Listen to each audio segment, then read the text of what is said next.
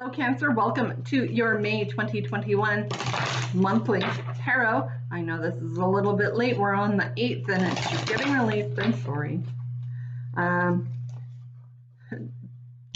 Life sometimes gets in the way.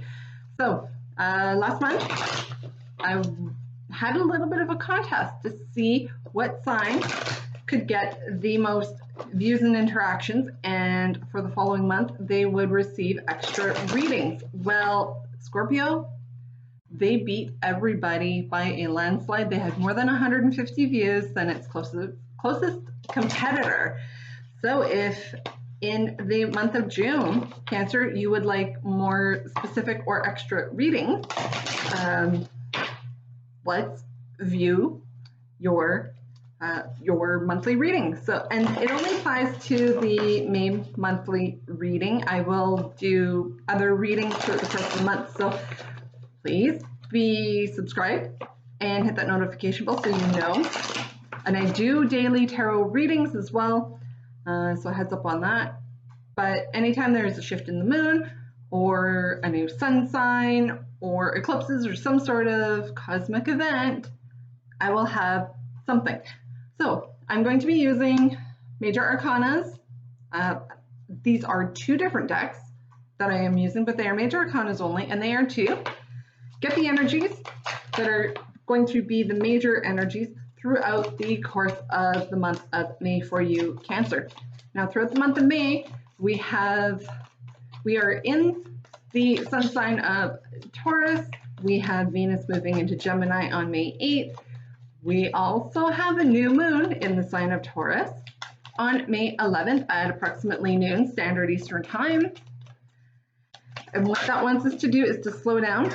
Hang on, that one fell on the floor. I tried to stop it. And with this new moon in Taurus, it wants us to slow down, get grounded, and to start getting clear on what you want to manifest and bring into you with things that are tangible. All right, let's see if there's anything else for you. So what else is happening in the cosmos in the month of May? So after we get through this new moon energy, excuse me, we have Saturn going retrograde on May 23rd, so we will be feeling the pre-shadow phase for that starting roughly May 13th, and that is karmic rebalance. So Saturn going retrograde, it will be retrograde until October 10th. We do have Pluto currently in retrograde. That is talking about transformation, death and rebirth of cycles, as well as karmic cycles. That goes on until October 6th. We then have Mercury in retrograde on May 29th. So we will start that shadow phase May 19th. And this one's going to be a doozy because Mercury is going to be in the sign of Gemini when this happens. Mercury rules Gemini. So if you have Gemini in your sun, moon, rising, or Mercury, your communications needs to be watched closely, not just for spelling errors. It's the use of language. Make sure those T's are crossed, I's are dotted, everything is signed where it should be, the date is correct. Make sure you're sending it to the right person, all of that 9 yards. Really start checking that on May 19th-ish. That will go until June 22nd. Now on May 20th, the sun moves into the sign of Gemini, which is kind of a freewheeling, fun energy, but there's a lot of dualistic type energies because Gemini is represented by the twins. So there's the good twin and the bad twin, and trust me, I'm a Gemini, and thank God I've only got my sun sign in Gemini, because there is no way that not only would the world be able to handle it, but I would be able to handle it. I've got a lot of earth in my chart, so I do have a lot of energy that helps ground me. But in between all of this, all this moving and shaking, we've got a full moon, which is a super moon, on May 26th. That is going to be in the sign of Sagittarius.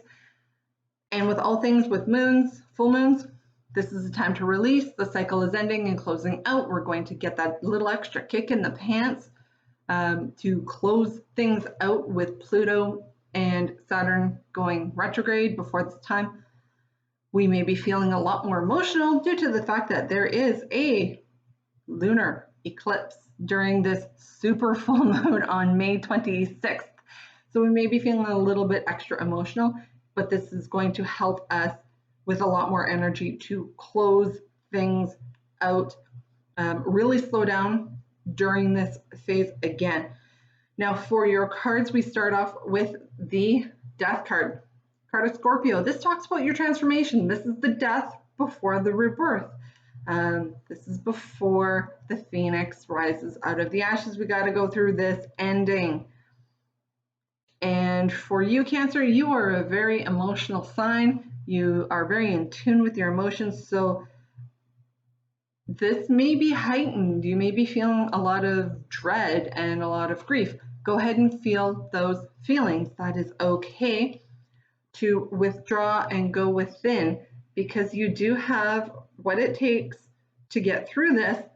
And this guy here in the cage, he's usually the Star card energy. So there are some hopes and dreams kind of being harnessed by you right now, but go within as you deal with this ending. It is a period of almost grief, but by the end of the month, you have the energy of the Lovers. This is the card of Gemini.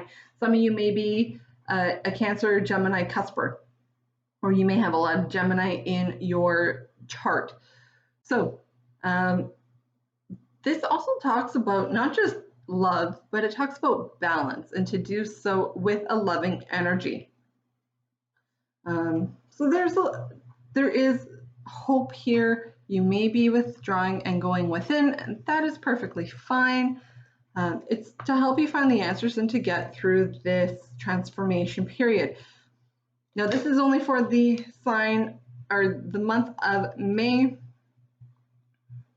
You may not see the full rebirth afterwards, after this death cycle, until October, or when we start into Virgo season, which is usually late August into September. But with all of these retrogrades, we've got a few more coming up, and they will be all going through into October, which is Libra season for some reason. Anyway, going to use the Crow Tarot to ask for the messages for the sign of Cancer for the month of May. All right, let's see if we can get one more. That's 3. There we go. Okay, there are some endings here, some closing out of cycles. I do have to pick up that card, which is a Major Arcana card. Talks about closing of cycles. So there's going to be a painful, it feels like this ending is extremely painful, and maybe this is the end to a very painful time. Here's the World card, Major Arcana. This is closing out a cycle, but there's some happiness behind it. We've got the Queen of Pentacles, liking the finer things in life, but she's very warm and very inviting. The Queen of Wands can be a little more dramatic, and have the similar energy, where the Queen of Pentacles, a lot more grounded, a little more concerned about things that are tangible, not so concerned with the drama or the emotional aspect. So this is a really good thing, is that even though you do feel things very deeply, you're using a lot more of a logical mind. We've got the King of Swords here, and the King of Swords is extremely intelligent, very logical. Actually a very good counterpart to the Queen of Pentacles, because this guy does have some shrewd business-like energy, but he's kind of ruthless in the fact that he doesn't consider emotions. The Queen of Pentacles, not an overly emotional sign, but it's a very grounded energy that comes in to help you through this painful ending and to turn it into a bit of a sigh of relief. Now, what is kind of coming in between all of this playing out in the background, I'm going to go through these very quickly. So we've got a past situation, I'm feeling recent past. So this is the Six of Cups. In your recent past, this could be a person that has come in from your past or that you were dealing with in your past. You've got yourself in a bit of a bind here, thinking that you're trapped. You're not trapped. The Wheel of Fortune moves in your favor. As this cycle closes out, we've got the Fool. So you're leaving things that no longer serve you. This could be physical items. This is more for me. You're leaving your emotional baggage behind because you're taking a leap of faith into something new. Don't get too caught up in the grief and sadness in regards to it, because there is abundance. There could be a younger person coming in or a message. And this is going to help you refill your cup, because it's going to help you feel a little more independent and a little more abundant, actually a whole lot more abundant. There's the King of Pentacles, the King to the Queen. We've got a partner. You're leaving your heavy burdens behind in regards to this situation that you can't necessarily see your way out of. But for both this card and the Eight of Swords, this is all in your mind. Take that blindfold off, because the Eight of Swords figure has a blindfold on it as well. Take that blindfold off, you'll be able to see exactly what you need to do. Be very loving, and something that you need to know is going to be revealed. And there's double confirmation with the Hermit. Go within, assert your independence, be a little more independent, allow yourself to break free from your cage that it's a self-imposed cage. It's in your mind only. It's not a real entrapment, and there's nothing here that is keeping you imprisoned but yourself. So I am going to leave it here, and hopefully you have liked and subscribed to the channel. Watch the video, watch it again if you want to get those view counts up. The more you interact with any video, the better it is for that channel, because the more interactions and views there are, it helps that channel get into the algorithm. Therefore, it can potentially help other cancers see this video and potentially get you a few extra readings in June. Also, be wary of anybody who states that they are a tarot reader and sends you a message saying, Spirit has a message, send me $100 and I'll tell you what it is. 100% it's a scam. No legit tarot reader will ever do that to you. You contact the tarot reader if you would like a reading, and I do personal readings. You can contact me on the North of 40 Tarot Facebook page. There is a book now feature, and if you don't want to use that, that's fine. You can contact me and we will talk, and hopefully I will talk to you soon.